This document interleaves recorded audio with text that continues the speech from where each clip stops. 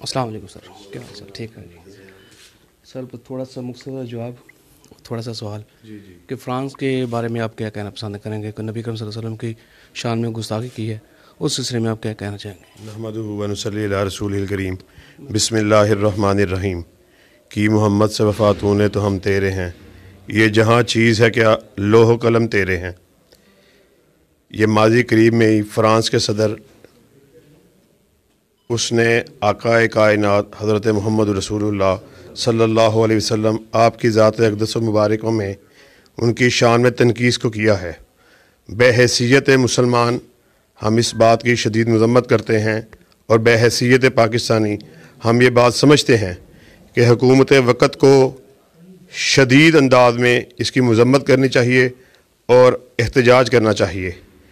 और ये एहतजाज सिर्फ़ UNO में करारदादे पढ़ देने से इससे एहतजाज हमारा मुकम्मल नहीं होता, बल्कि बहैसियत मुसलमान और बहैसियत पाकिस्तानी हम इस बात का अहकाम बाला से मुतालबा करते हैं कि फ़ौरन से पहले फ़्रांसीसी सफ़ीर जो हमारे मुल्क में है, जो उनकी एम्बेसी हमारे मुल्क में काम कर रही है, उसको मुल्क बदर किया जाए और अक़वाम मग़रिब को इस बात का वाज़ेह तौर पर पैगाम दिया जाए कि अल्लाह के फजल व करम से अहले जितने भी मुसलमान हैं और मुसलमान ममालिक हैं, उनकी रहने वाली अवाम है, वो इस बात पर कतई तौर पर समझौता करने के लिए तैयार नहीं है कि कोई चूड़ा या कोई और ऐसा शख्स उठे और आकाए कायनात की शान में तनकीस को करे।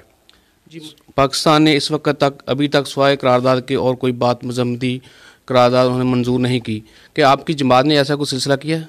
जी, हमने अल्लाह के फजल व करम से आज जहाँ पर मियाँ चन्नू में जो दावत अहले हदीस कॉन्फ्रेंस जिस उन्वान से मुनक़िद हो रही है, अल्लाह के फजल व करम से ये इसी बात की एक कड़ी है।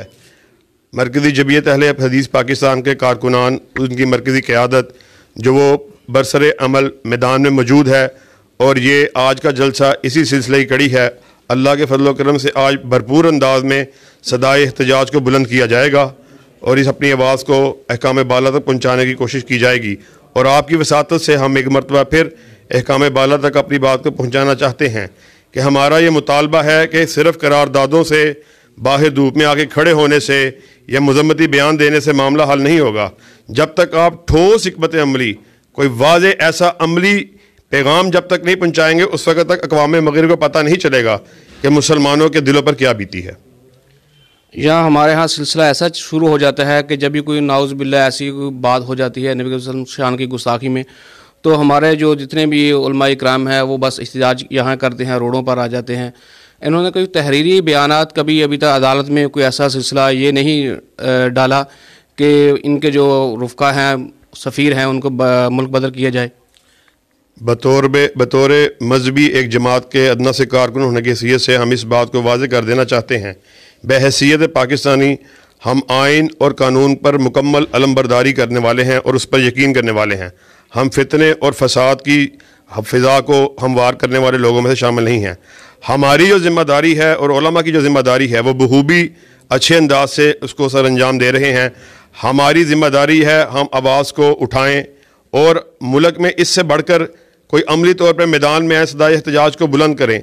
इससे आगे की ज़िम्मेदारी हमारे अहकाम की है, हुकूमतों की है। वो काम हुकूमतें कर सकती हैं जो जिन काम को हम आवाम जो है या मजहबी जो उलमा हैं वो हमारे दायरा कार में नहीं है। इसलिए हम मुतालबा करते हैं अहकाम बाला से वो भरपूर अंदाज में अक़वाम मग़रिब को और पूरी दुनिया को ये मैसेज दें कि हम शदीद बेचैनी इस कैमरून के इस बयान से हमारे दरमियान पाई जाती है और शदीद एहतजाज उसकी सदा को बुलंद किया जाए। बहुत शुक्रिया।